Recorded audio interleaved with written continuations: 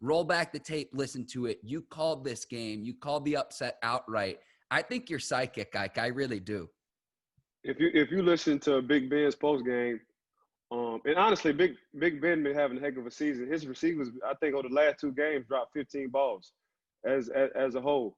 But Seven said the same thing we was talking about on the show, Mark. Man, they got a lot of first rounders on that D line. So when you got tons of first rounders on the D line, you don't have to blitz unless you really want to. And what the Washington team played last night, it was a bend but don't break kind of style. Yeah, they're gonna get their yards, and yeah, we as long as we close at half, and for them it was a 2-touchdown lead for the Pittsburgh Steelers. As long as we close at half, at least I feel, and Coach Riverboat Ryan and how he felt, we got a shot. And they wind up changing the whole game plan off of what the Pittsburgh Steelers defense was doing to them, and the offense and Alex Smith, which exposed a lot of the Pittsburgh Steelers defense.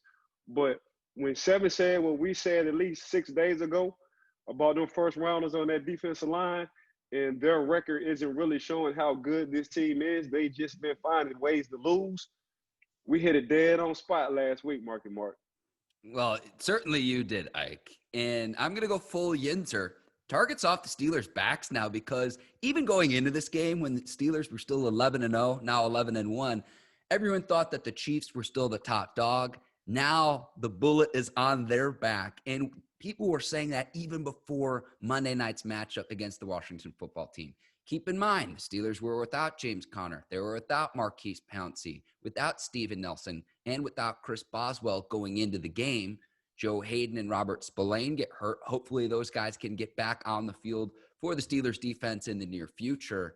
But we're going to break this down, Ike. There was a lot to unpack from last night's performance. But look, if the performance against the Ravens was a JV performance, a Ravens team that elevated 11 practice squad players for last week's game against the Steelers, what was last night's performance against the Washington football team? Do we downgrade that from a JV performance to a sophomore or freshman performance?